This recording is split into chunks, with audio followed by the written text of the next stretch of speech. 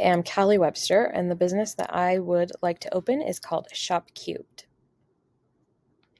Some other options that I looked into was Costa Vida, but the startup costs were a lot higher than other franchises.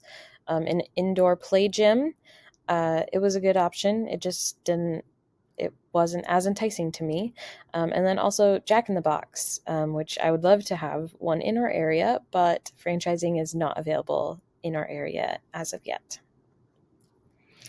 So, Shop Cubed is a maker studio and boutique. We have tons of makers in our area, small business owners. The pandemic brought out even more of them. These people are small businesses, but they might be too small to open their own storefront. But they might be outgrowing their current situation, their home office. So we wanted to make a space for makers to be able to create and store their items, but also have their own space. So as we are doing this, we're going to work with local makers throughout the process. We're going to be polling the community to make sure that we give them exactly what is going to be most useful to them. This is our visual business model. So we are going to provide studio spaces for local makers. They will pay us a monthly fee. They can also provide us items to be sold in our boutique. And then we have customers that are going to be able to come into our storefront boutique, shop anything that they want, and then we will keep a portion of those sales and then give the rest of it to the makers that created them. We'll obviously have credit card companies that we have to pay fees to, and we will also have an online store. So we will also have online fees there, but we will be getting our customers buying online as well. This is our SWOT analysis. So some strengths that we have is that we are a new type of thing. We haven't seen anything like this before. We also have skills in marketing to be able to grow our company. And we offer individual spaces rather than open areas like a lot of other warehouses do.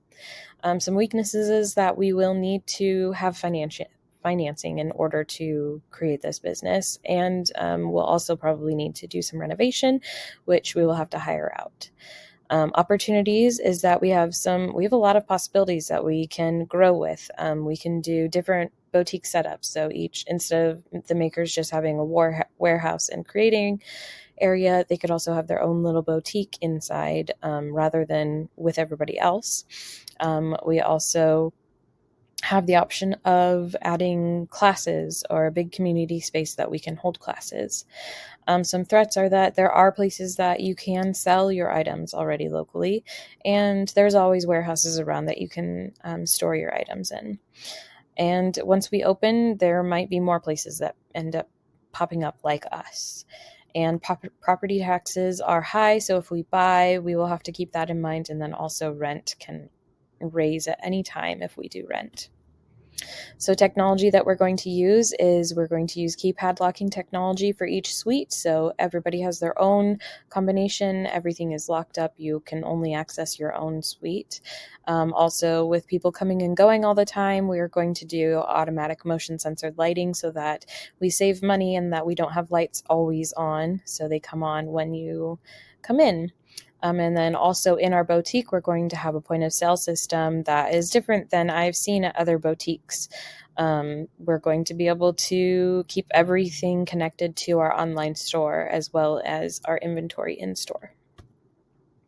So our team, we have myself as the CEO, COO, and the VP of marketing. I have a marketing and design background, and I am also Google Analytics certified.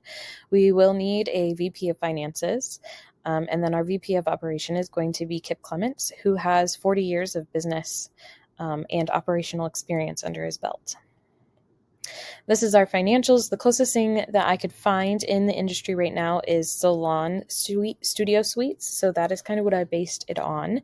I do see a growth rate of 11%. And then our monthly income is going to vary quite a bit because it is a retail option as well. So I do see it growing a lot July through December and then going down after the holidays until July again.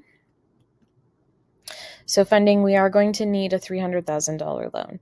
I am expecting an interest rate of 6.5%, but based on the numbers previously, I do plan to be able to pay this off fully within the first 3 years. And then down here we have our DCF, which is what our business is going to be worth in the next 5 years, which is $514,000. And then the business structure that I chose is an LLC because I do plan to keep this business local to the US. I don't plan on expanding outside. The LLC will also protect ourselves from liability. And if we open new locations, we can provide an LLC for each one of those locations. We plan to stay small. We really don't plan to become a huge corporation. This is an example of our advertising. Most of our market audience is going to be online, Facebook, Instagram, TikTok.